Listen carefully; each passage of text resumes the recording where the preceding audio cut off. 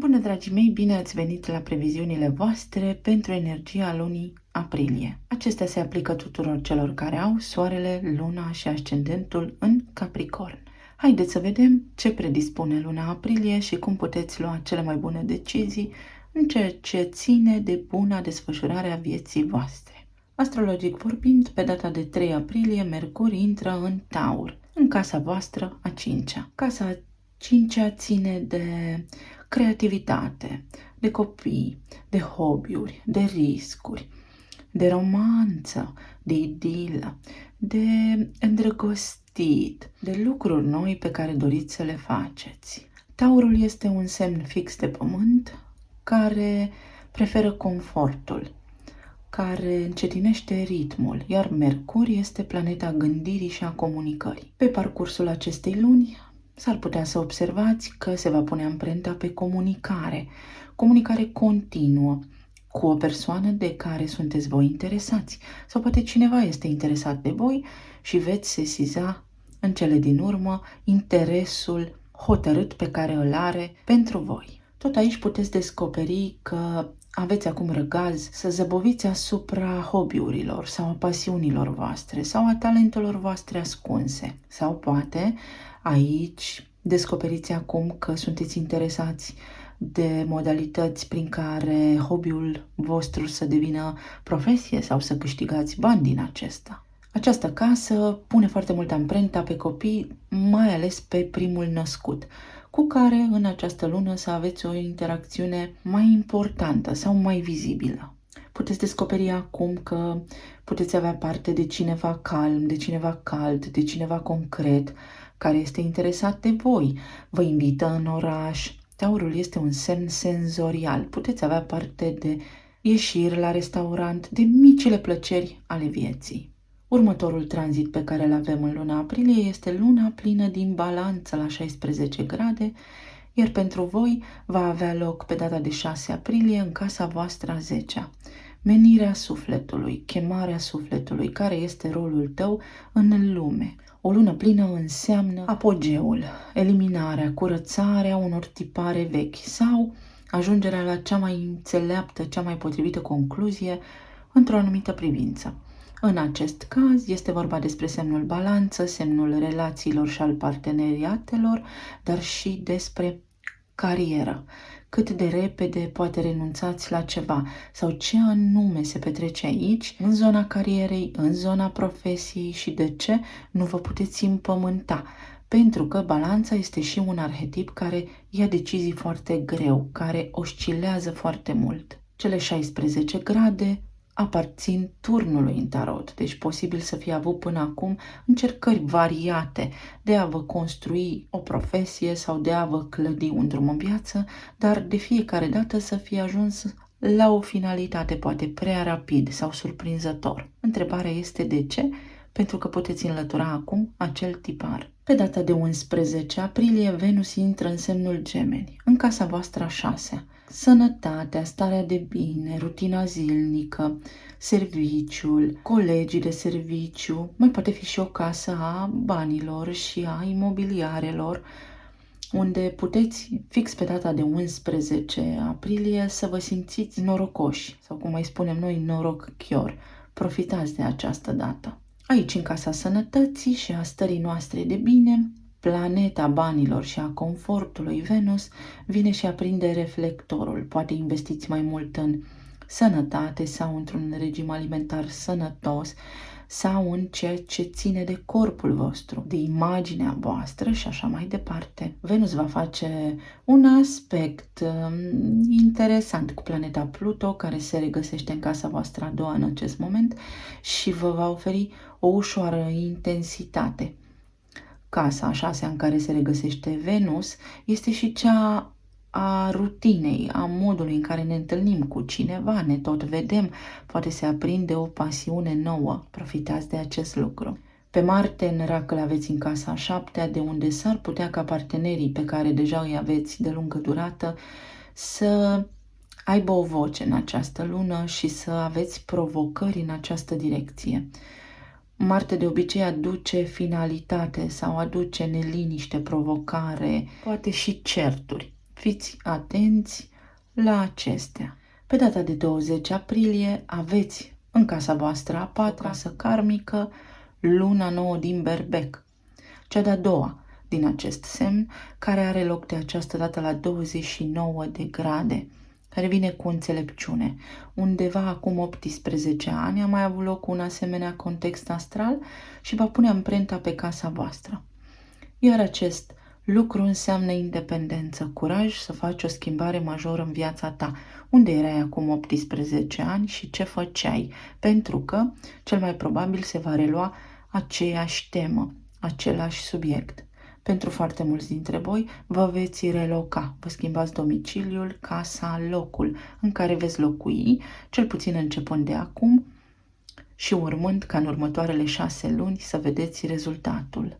La câteva ore după eclipsa de soare din Berbec sau luna nouă, va avea loc intrarea soarelui în Taur, care va aduce vitalitate în casa a 5-a, care vă spune clar că puteți cunoaște pe cineva, că aveți undă verde, la lăsat fluturii să zboare liberi în stomac, la îndrăgostit și la scos capul în lume, să vă aranjați frumos și să aveți încredere în iubire. Pe 21 aprilie, Mercur va retrograda aici în casa a 5-a, unde s-ar putea să vă vină idei, să călătoriți, să faceți lucruri noi. Este o oportunitate bună, foarte bună, să reevaluați, să revizitați niște decizii pe care poate le-ați luat pripit anterior. În timp ce Mercur retrogradează, de obicei nu prea este indicat să semnăm contracte de vânzare-cumpărare, să facem călătorii, să luăm decizii permanente în aceste direcții.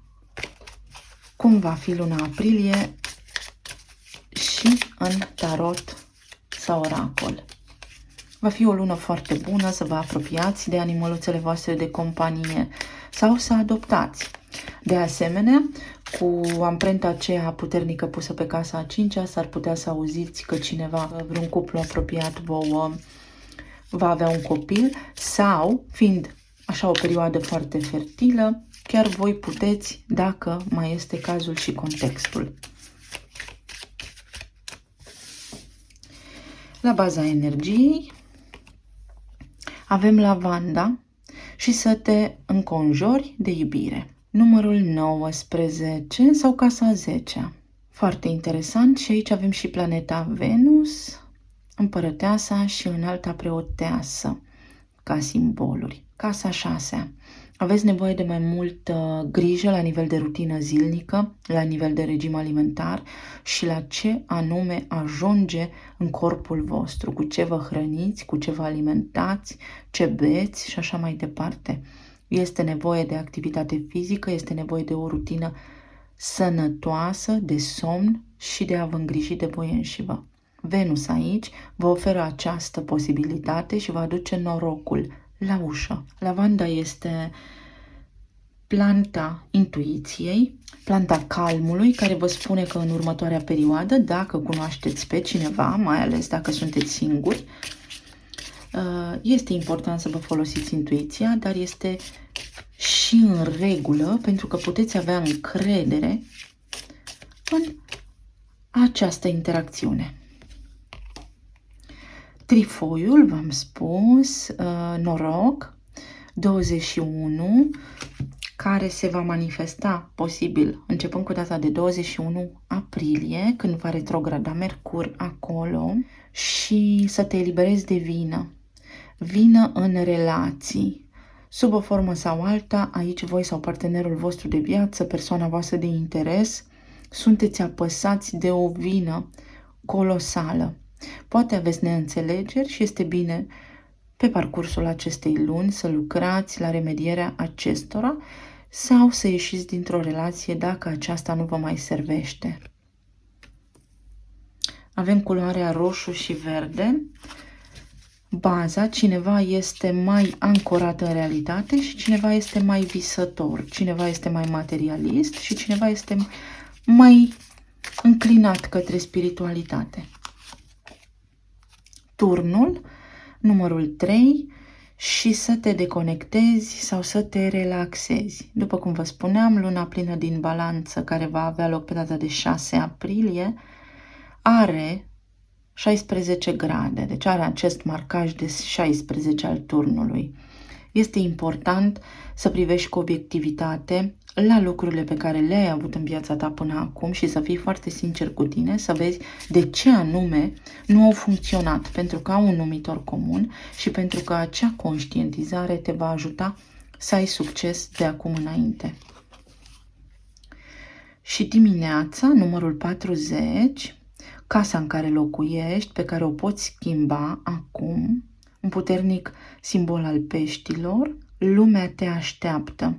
Este momentul să faci o schimbare la nivel de plan material, plan fizic, să îți iei un angajament sănătos sau dacă îl aveți, angajamentul pe care îl aveți devine solid și stabil. Pentru unii dintre voi, aici simt că nu aveți parte de stabilitate, că a fost o perioadă destul de confuză, cel puțin în ultimii 3 ani pentru voi, dar că acum cu Pluto în casa a doua, dacă nu acționați pentru a vă schimba viitorul, acest viitor va fi practic predictibil și cam același cu momentul prezent în care vă regăsiți, dacă nu acționați voi.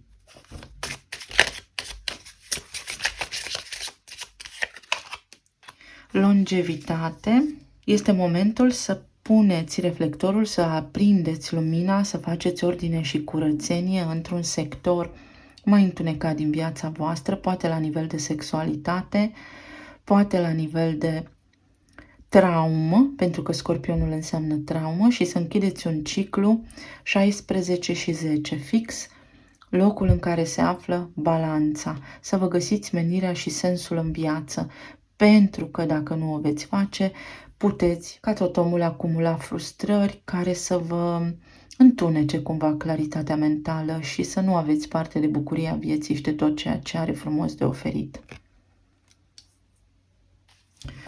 Vedem ce spune și tarotul.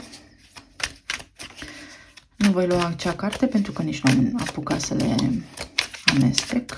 Era un 4 de bâte întors, deci posibil acel Marte din casa a 7 în zona relațiilor să vă aducă ușoare neplăceri, însă vor fi 2 zile, în jur de 14 și 15 aprilie, când este bine să fiți vigilenți. Sau să vă păstrați calmul, pentru că este ceva temporar care poate trece cu ușurință dacă nu apare și orgoliul. Relații, plan material, plan emoțional.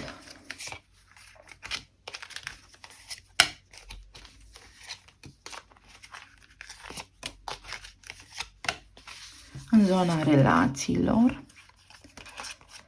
avem puterea, 2 de bâte, 6 de cupe, 2 de cupe. Cu aceste conjuncturi astrale pentru voi, cineva din trecutul vostru poate reapărea.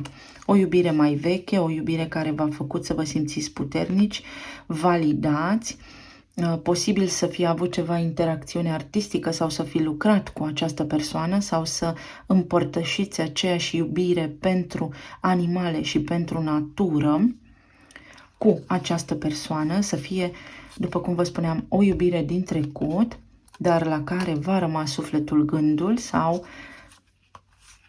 la care v-ați gândit cam în permanență, fără a face nimic în această direcție. Iată că acum, cumva, astrele predispun o posibilă întâlnire dintre voi doi, o planificare a unei excursii, o planificare a unei întâlniri care vă va înălța la nivel sufletesc. Pentru alții dintre voi, acest moment din spațiu și din timp vă spune că este momentul să vă întâlniți cumva perechea potrivită, cineva care să vă pară atât de familiar și cu care să vă pară atât de ușor totul, încât să aveți senzația că vă cunoașteți din totdeauna. O energie superbă. Cred că printre singurele cărți pe care le-am văzut la Zodii, așa.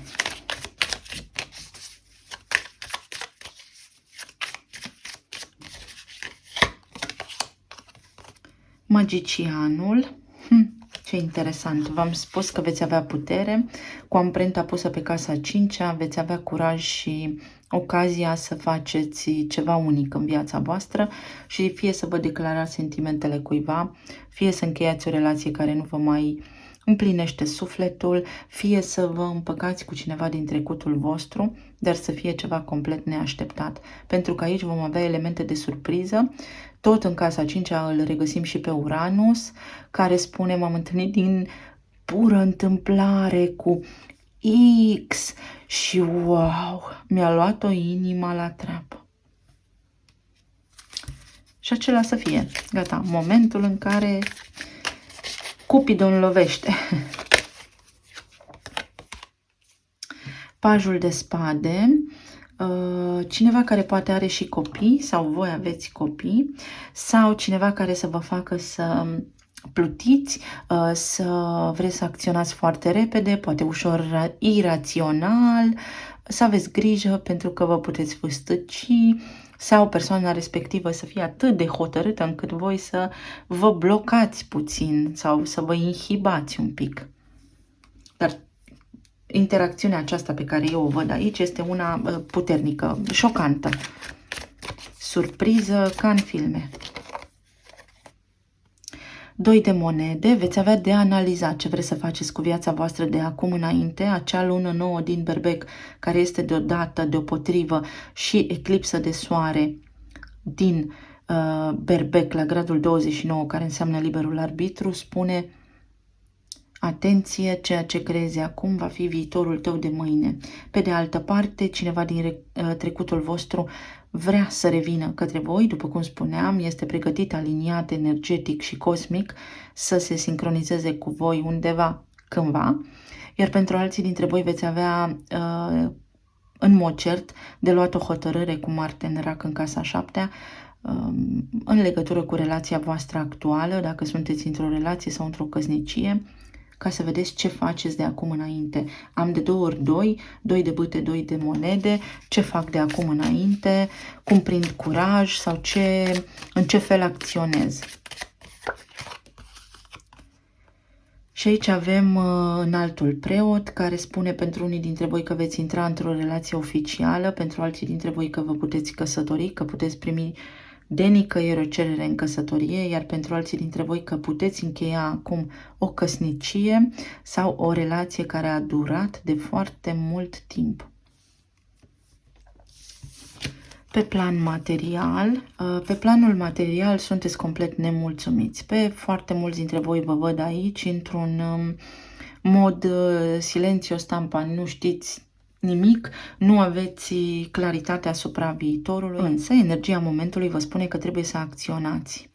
Nemulțumirea pe care voi o aveți aici este pentru că vă lipsește acțiunea, vă lipsește determinarea, curajul, dar și capacitatea de a materializa. S-ar putea să aveți așa o doză de pesimism ca pornire și să vă fie teamă să faceți lucruri noi sau să puneți răul în față. 3 de bâte spune că se îndreaptă către voi lucrurile pe care le doriți, mai ales cu Venus în casa 6-a, în Gemeni. Veți avea parte de un mediu de lucru plăcut, puteți să găsiți un mediu de lucru plăcut, inclusiv proiecte la care să lucrați de acasă. Important este să începeți ceva. Ori 4 de cupe spune: nu vreau nimic sau nu fac nimic. Posibil unii dintre voi să fiți fix așa, doar mă plâng. Nu vreau nimic, sunt necăjit, dar doar mă plâng. Sau persoana voastră de interes, partenerul vostru, să facă acest lucru.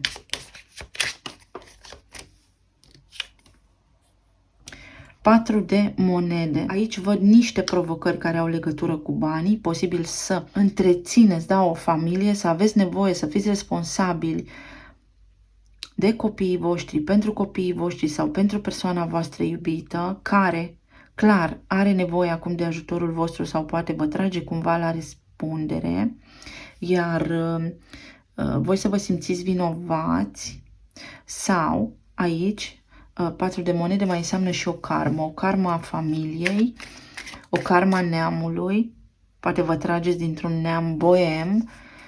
4 de cupe mai vorbește și despre dependențe și este momentul să gândiți cu claritate în ce direcție mergeți.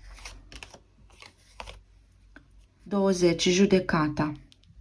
Pentru că dacă nu veți produce voi nicio schimbare, fix roadele acestea le veți culege ale nimicului, ale nereușitei. Dar judecata spune că tot ceea ce ați trăit voi până acum se poate schimba cu desăvârșire, că puteți elimina această frică de a nu avea sau această rutină, această povară a traiului zilnic, care poate nu este de ajuns sau poate nu vă ajungeți cu bani într-o direcție și că vă puteți înălța, puteți ascensiona atât în planul financiar cât și spiritual.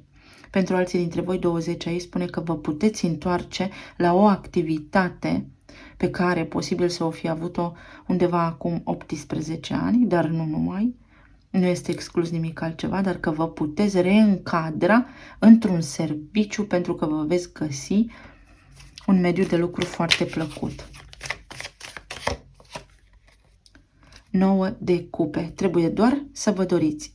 Trebuie doar să vă doriți să fiți bine și veți fi. La nivel de sănătate, avem 5 de spade sau plan emoțional, asul de cupe, iată din nou un altul preot și împăratul. La nivel de sănătate, acesta este Marte în Rac și Venus în Gemeni cu Pluto în aspect, care spune este timpul și momentul cel mai potrivit, cel mai bun pentru tine să iei o hotărâre și o decizie în legătură cu viața ta. Viața ta personală, viața ta amoroasă, viața ta profesională și așa mai departe. Pentru că te poți înălța. Unii dintre voi puteți deveni antreprenori, puteți primi niște moșteniri, puteți vinde, puteți cumpăra o casă, cu siguranță unii dintre voi în mod cert vă veți schimba domiciliul sau închiriați. Trebuie să închiriați o altă casă și să vă ajute mai mult locul, dacă schimbați locul, să vă schimbați norocul. Însă, acest 5 de spade este un fel de lucru manual pe care ne-l facem noi nouă înșine. Și Marte din Rac vorbește despre sunt supărat și recurg la escapism, mă enervez, dau vina pe ceilalți. Vă zic ce înseamnă. Dacă vă aliniați la aceste lucruri, le puteți preveni. Dacă nu, foarte bine. Sau în relația cu persoana iubită sau persoana voastră de interes, nu sunt mulțumit. Dacă nu sunteți mulțumiți, atunci punct, stop și de la capăt sau stop, punct și de la capăt. Pentru că aici asul de cupe pune un alt drum, o relație nouă se află în fața ta prin acea lună nouă, eclipsă de soare din Berbec.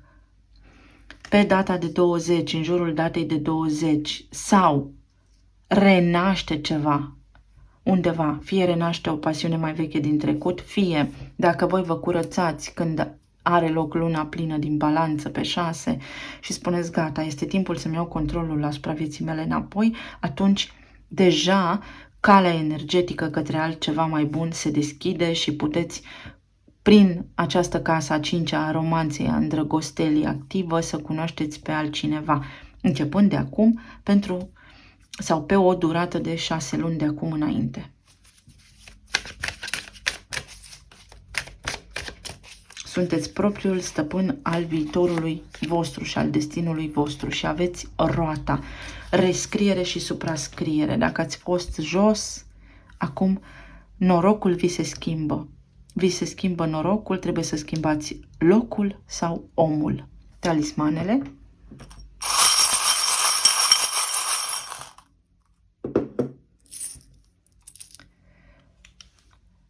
Trebuie să aveți încredere totuși în voi, pentru că ce este al vostru nu vă va ocoli, însă sunteți marea majoritate sau unii dintre voi aliniați la vibrație joasă, vă uitați la trecut și vă uitați la trecut cu regret și vă afundați în loc să urcați și să prindeți încredere. O cheie, un schimb de domiciliu, o cheie inițiatică, un nou drum, sau vă cumpărați casă sau vindeți casa, dar este schimbare de locație aici. Niște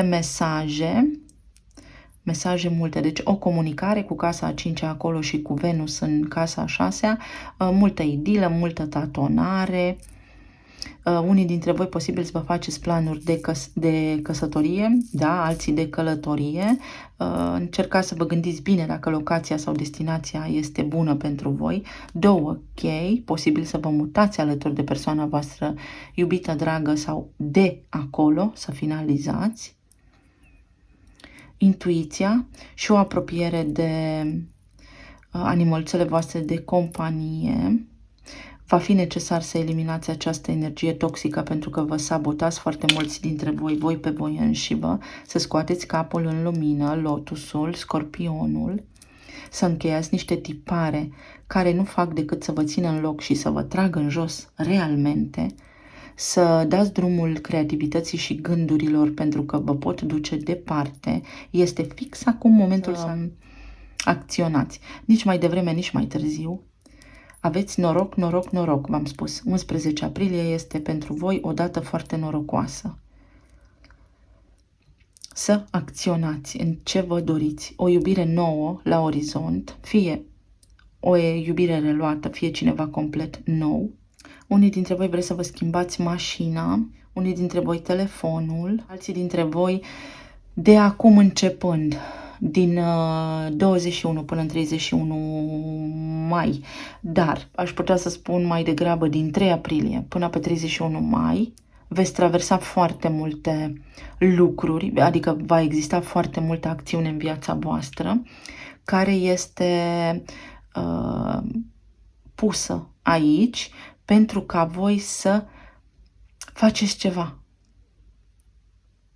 să vă schimbați viața, să vă opriți din plâns, să vedeți ce riscați sau poate că nu sunteți curajoși și este momentul să o faceți. Avem inițialele K, R, I, X, un vărsător, Pluto din vărsător și Saturn din pești vor juca un rol foarte important pentru voi aici. Uitați-vă la martie, v-am spus acolo ce pot face pentru fiecare dintre voi dedicat, mai ales pentru cei care au ascendentul în Capricorn, pentru că se pot remedia foarte multe situații neplăcute pe care le-ați avut, inclusiv cu Venus în casa a 6-a în Gemeni. Puteți să achitați niște datorii foarte vechi pe care le-ați avut și clar va fi un început foarte bun în relațiile de iubire. Mai avem W aici și UI, care înseamnă noi și că îmi găsesc un partener la fel de ciudat sau la fel pe aceeași lungime de undă cu mine. Alții dintre voi trebuie să vă calmați și să nu vă certați cu nimeni, pentru că cearta vă va indispune și nu va aduce nimic bun. Alții dintre voi văd că aveți legătură cu ceva albine sau atenție la înțepături. Pe unii dintre voi vă văd construind site-uri sau uitându-vă pe un site sau poate vă angajați online să faceți ceva. Și cam atât, dragii mei. Vă mulțumesc tare mult pentru atenție. Vă doresc o lună aprilie minunată, să fiți bine sănătoși și iubiți. Până pe data viitoare vă îmbrățișez cu drag. Pa, pa!